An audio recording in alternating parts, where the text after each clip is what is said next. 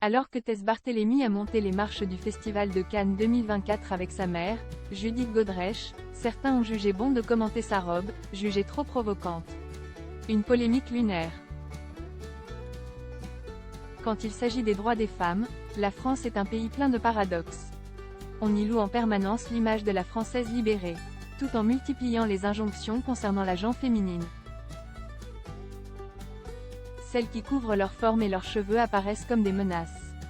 On les accuse de nier des décennies de féminisme.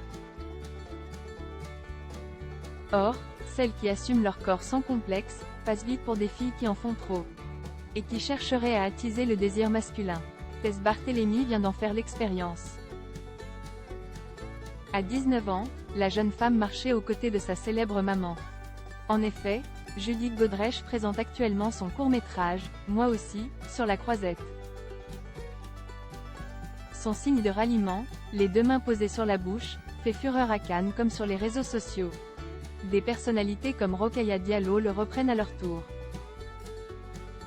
Forcément, Tess Barthélémy soutient le combat de sa mère.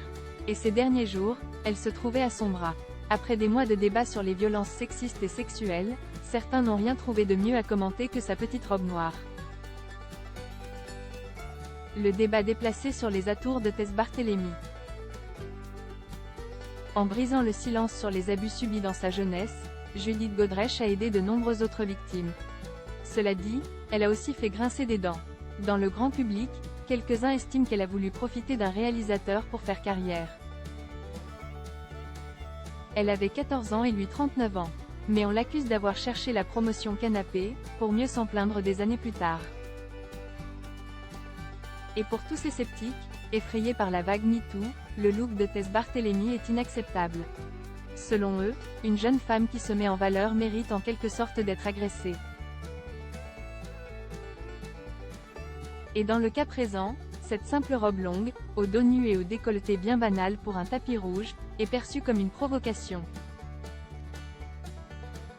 Dites Judith Godrèche, je pense qu'il serait de bonne loi que votre fille se couvre un peu plus et change ce regard de train fantôme pour éviter de tomber dans les bras d'un pervers qui pourrait lui occasionner de faire une carrière. Après, chaque maman a la responsabilité de sa fille, comme devait être la vôtre, n'est-ce pas? Se permet une internaute sur X. Vous l'aurez compris. Pour ces haters, la lutte contre les violences sexuelles suppose de faire preuve d'une pudeur extrême. Y compris lors d'une montée des marches. Et en 2024, ils considèrent qu'une jeune femme en robe de soirée cherche les ennuis. D'ailleurs, sur Twitter, les plus inspirés accusent même Judith Godrèche de vendre l'image de Tess Barthélémy. On emmène sa fille, légèrement vêtue devant, et moins encore derrière, chez les affreux « patriarches », ironise un twitto, sûr de la pertinence de sa propre analyse. Le coup de gueule de Sabrina Erin Jean alias Olymprève. Ces réflexions déplacées n'ont pas laissé tout le monde indifférent. Aussi, sur toile, plusieurs voix ont décidé de s'élever pour soutenir la fille de Judith Godrèche. À commencer par la militante Sabrina Erin Jean, qui tient le compte Instagram @olymperève. Donc là, Judith Godrèche et sa fille se font harceler par la fachosphère. Ils reprochent à Tess d'avoir abusé sur le décolleté. Marrant ça, c'était pas les mêmes qui criaient à la liberté des femmes de se vêtir s'agissant du voile, note l'essayiste féministe, avant de publier une compilation des pires tweets publiés concernant cette montée des marches. Je vous mets des extraits. Attention, c'est de la culture du viol dans toute sa splendeur. Courage à Tess Barthélémy, qui se retrouve largement prise à partie sur les réseaux sociaux, pour avoir osé porter une simple robe sur un tapis rouge. Et pour avoir une mère, qui a décidé de ne plus jamais se taire. L'affaire, en tout cas, démontre bien les contraintes étroites qui pèsent encore sur les femmes en 2024.